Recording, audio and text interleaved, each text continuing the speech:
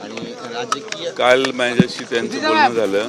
ते आज येणार आहेत आणि विधिमंडळाच्या कामकाजात ते भाग घेणार आहेत. संध्याकाळी दुपारी आमची त्यांची भेट आहे.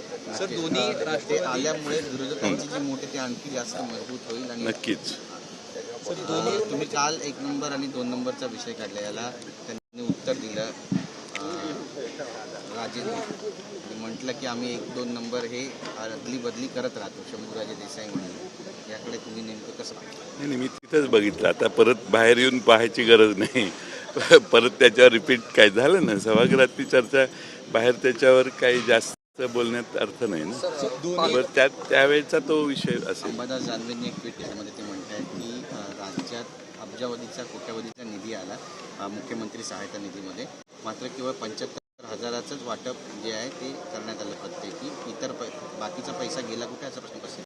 ही थोडीशी धक्कादायक माहिती आहे. त्याची पडताळणी करणं आवश्यक आहे.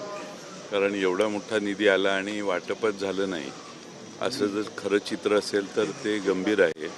विरोधी पक्षनेते विधान परिषदेत जे होते त्यांनीच ही माहिती उजेडात आणली असल्यामुळं ती योग्य असेल आणि ती जर खरी असेल तर ती धक्कादायक आहे असं मला वाटतं. सामाजिक न्याय विभागाचा जो निधी आहे तो सुद्धा वळवण्यात आलेला लाडक्या बहिणीकडे. आणि दुसरा प्रश्न असा आहे की सत्ताधारी जे आमदार आहेत त्यापैकी काही म्हणतात की आम्हाला निधी मिळत नाहीये विकास कामासाठी.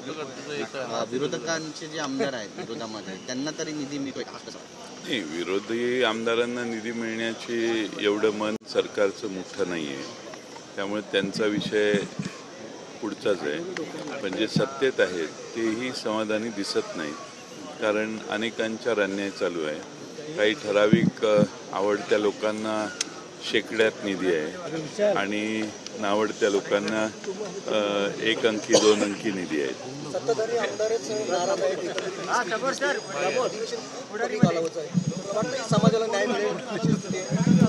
न्याय 6 दिवसाच्या अधिवेशनात मिळणार नाही हे काळ्या दगडावरची रेघ आहे.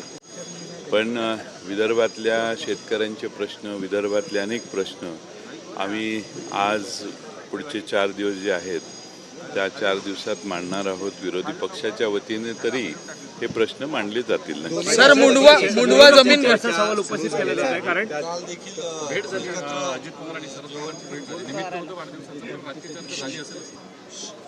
मला माहित नाही ना, मी नव्हतो तिथं, त्यामुळे मी त्याच्यावर कसं भाष्य करणार. सर, मुंडवा आणि वाढदिवसाचा जेवण असेल तर सगळे येऊ शकतात.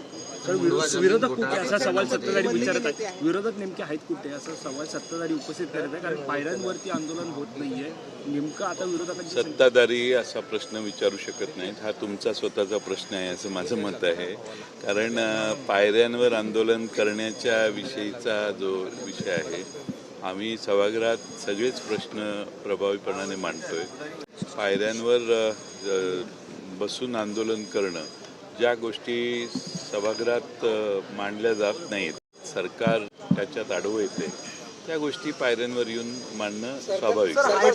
सर, मुंडवा आणि 21,032 जी आर काढलेत. 21,000 कोटींची मदत शेतकऱ्यांना दिलेली आहे. खरंच अशी शेतकऱ्यांना मदत दिली असं वाटतं? 32 GR काढलेत आणि 21,000 कोटींची मदत आम्ही शेतकऱ्यांना दिलेली आहे. 32,000 GR काढले. 32 GR काढले. 32 आणि 21,000 कोटी रुपयांची मदत शेतकऱ्यांना दिली. नाही, शेतकऱ्यांना मदत शेवटपर्यंत पोचत नाही. आणि बऱ्याच महाराष्ट्रातल्या वेगळ्या भागात अतिवृष्टीने त्रस्त असणाऱ्या, नुकसानीत असणाऱ्या शेतकऱ्याला ही मदत पोचलेली नाही, अशी महाराष्ट्रातल्या वेगळ्या भागात तक्रार आहे. लोक तक्रार करतात की विरोधी पक्ष म्हणून आमच्याकडे येते, म्हणून आम्ही आवाज उठवतो. त्यामुळं सरकार कितीही म्हणत असलं, किती पैसे वाटले आणि किती नाही, तर मला वाटतं की लोकांचं समाधान झालेलं नाही. सर, मुंडवा जमीन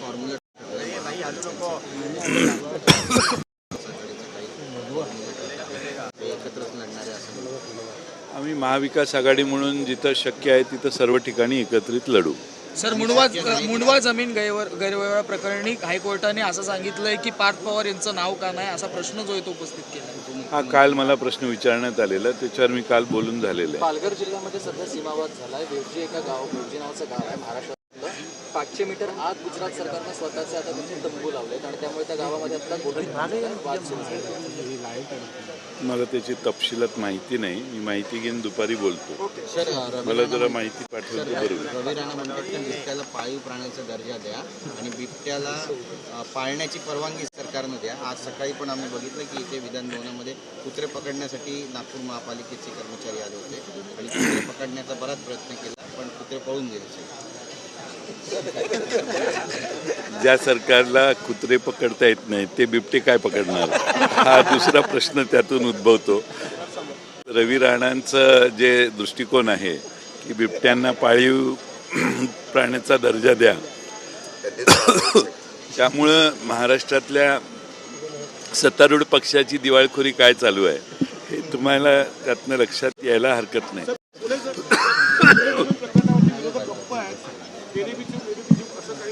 असं काही नाही. आमचा सरकारच्या समितीच्या निष्कर्ष काय येत आहेत याची वाट आम्ही बघतोय. 1 महिन्याची मुदत त्यांनी घेतलेली होती, त्या मुदतीत ते काही निष्कर्ष काढतील, त्यानंतर त्यावर आम्ही बोलू. ज्यावेळी निष्कर्ष निघाले नाही तर हवेत गोळ्या मारणं योग्य नाही. जे आमच्या हातात माहिती जी तुमच्याकडे आहे तेवढीच उपलब्ध आहे, ते समिती नेमलेली आहे ती अधिक माहिती देत असेल तर त्यानंतर त्यावर बोलणं योग्य आहे.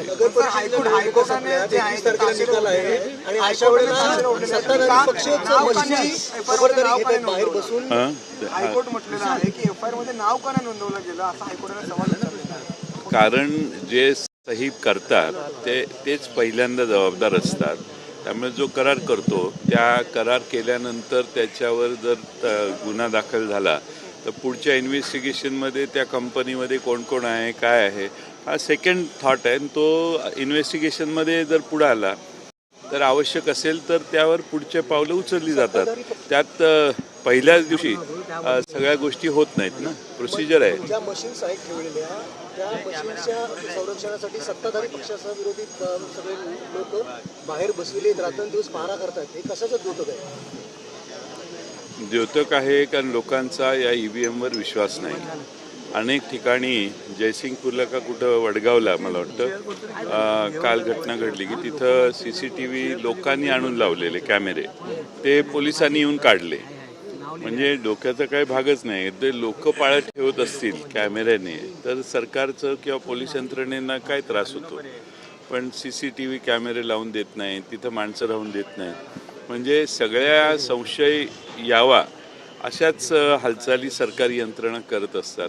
खरी वस्तुस्थिती ही आहे की त्या ठिकाणच्या लोकांना त्या EVMवर विश्वास नाही म्हणून त्याची पाळत ठेवणं, ते बाहेरून हॅक होतील का याची शंका असणं, बाहेरून EVMमध्ये काही बदल होऊ शकतात अशा लोकांच्या अनंत शंका आहेत.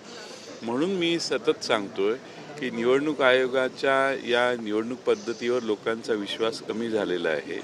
निवडणूक आयोगाने बॅलेटवर निवडणुका घेतल्या तर निवडणूक आयोगाला देखील काहीतरी अर्थ निर्माण होईल. सरकारने कायद्यात बॅलेटने निवडणुका घ्याव्यात हा ठराव मांडला तर महापालिका आणि जिल्हा परिषदा पंचायत समित्यांमध्ये त्यांनी सत्तारूढ पक्षाने मिळवलेल्या विजयावरही शंका असते. मग त्या ज्याचा विजय होतो त्यालाही समाधान नाही आणि ज्याचा पराभव होतो त्यालाही समाधान नाही. त्यामुळं बॅलेट